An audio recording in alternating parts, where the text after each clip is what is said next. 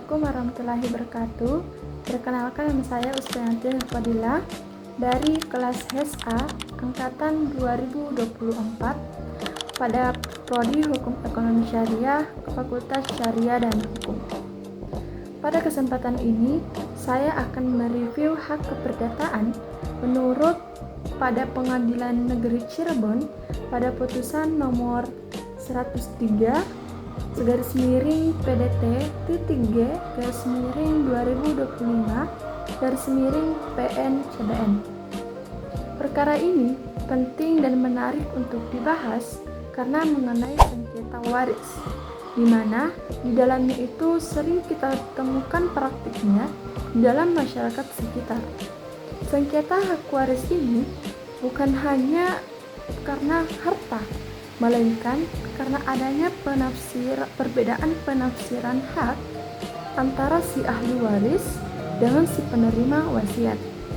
Putusan ini juga menjadi penting karena menunjukkan hukum perdata itu bukan hanya berakhir antara kemenangan atau kekalahan, melainkan bisa diselesaikan dengan cara damai melalui akta perdamaian, dan juga bahwa memiliki hukum mengikat pada kasus hukum perdata di pengadilan negeri. Baik, selanjutnya kita harus mengetahui identitas perkara dan juga jenis perkara. Nah, nomor perkara itu 103-PDT-G/2025/PN-CBN di Pengadilan Negeri Cirebon.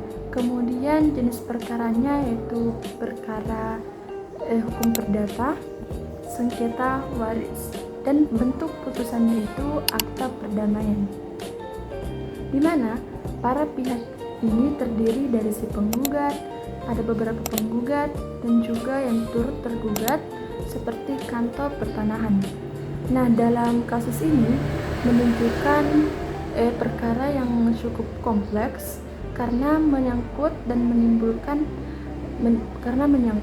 melibatkan individu, pejabat umum, dan juga instansi negara.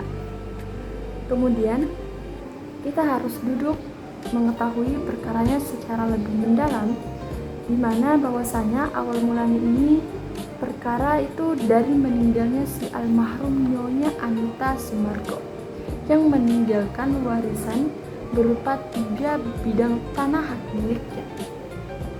Nah, dalam perkara ini ada yang namanya penggugat, ada yang tergugat 1 dan 2, di mana si penggugat itu merupakan sebagai pemegang wasiat, sedangkan yang tergugat 1 dan 2 adalah ahli waris yang memiliki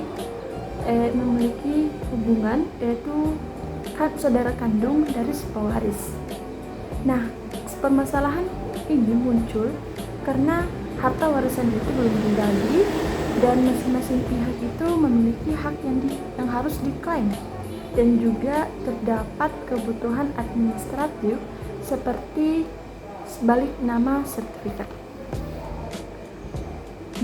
Nah, karena tidak tercapai kesepakatan di luar pengadilan, maka perkara ini diajukan ke Pengadilan Negeri Cirebon melalui perkara gugatan perdata.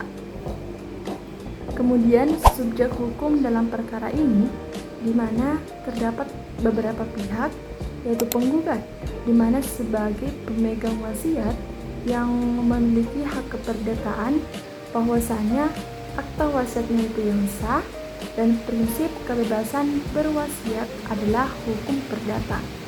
Kemudian tergugat 1 dan 2 sebagai ahli waris yaitu saudara kandungnya si pewaris, yaitu memiliki hak bahwa dia mewaris berdasarkan hubungan darah dan hak atas pembagian harta warisan secara adil. Kemudian sedangkan tergugat 3 dan turut yang tergugat yaitu notaris, di mana berperan sebagai aspek administratif dalam perkara ini, dan juga diturut tergugat di kantor pertanahan dan balik nama sertifikat. Semua pihak yang saya sebutkan itu merupakan subjek hukum karena menyangkut orang dan juga badan hukum yang memiliki hak dan kewajiban keperdataan dalam kasus sengketa. Kemudian ada objek dalam sengketa. Objeknya itu berupa 3 bidang tanah hak miliknya, kemudian yang terletak di wilayah kota Cirebon, dan tanah ini merupakan benda yang tidak bergerak. Nah, di dalam hukum perdata, tanah ini memiliki nilai yang cukup strategis karena tanah ini memiliki nilai ekonomi yang sangat tinggi dan juga memerlukan kepastian hukum, serta tanah ini terdaftar di administratif negara seperti di pertanahan negara. Nah, karena inilah banyak sengketa tanah yang sering menjadi berlarut-larut karena tidak diselesaikan secara baik atau secara damai. Kemudian, hak keperdataan yang diklaim oleh para pihak, di mana si penggugat dan juga si tergugat, bahwa hak penggugat itu mengklaim haknya sebagai penerima wasiat, dan yang kedua haknya itu untuk mendapatkan bagian warisan, hak atas kepastian hukum, dan hak untuk menguasai dan mengelola objek waris sesuai kesepakatan. Sedangkan hak keperdataan yang diklaim oleh si tergugat 1 dengan 2, yaitu tergugat mengklaim bahwa haknya itu sebagai ahli waris kandung, dan haknya itu atas pembagian yang proporsional atau yang adil, dan juga haknya itu untuk tidak dirugikan secara sepihak. Kemudian, penyelesaian hak ini di mana melalui kesepakatan damai atau akta perdamaian, di mana semua haknya itu diakui, entah haknya si penggugat atau haknya si tergugat, dan juga tidak ada hak yang dihapus. Hak si penggugat dan hak si tergugat itu hanya tidak ada dihapus, melainkan mereka mendapatkan haknya masing-masing. Dan juga hak keperdataan ini dilindungi secara seimbang dan secara adil. Dan ini mencerminkan bahwa hukum perdata memiliki asas keadilan dan juga asas keseimbangan. Kemudian, akta perdamaian dan kekuatan hukumnya, di mana dalam perkara ini para pihak sepakat melakukan yang namanya mediasi. Nah, kesepakatan ini yaitu disahkan oleh pengadilan menjadi akta perdamaian dan memiliki kekuatan hukum yang sama dengan putusan hakim. Kemudian terdapat pasal 130 HIR dan Perma nomor 1 tahun 2016 tentang akta perdamaian, di mana bersifat final, mengikat para pihak, dan wajib dilaksanakan. Ini menunjukkan bahwa perdamaian adalah bagian dari sistem peradilan dan juga bukan sekedar kompromi biasa. Kemudian amar putusan. Pengadilan Negeri Cirebon memutuskan dalam perkara ini, yaitu menghukum para pihak untuk melaksanakan isi kesepakatan perdamaiannya. Yang kedua, menyatakan perdamaian tersebut sah dan mengikat. Dan yang ketiga, biaya perkara itu dibebankan oleh penggugat.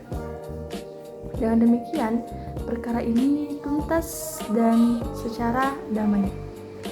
Kemudian ada analisis dan penutup.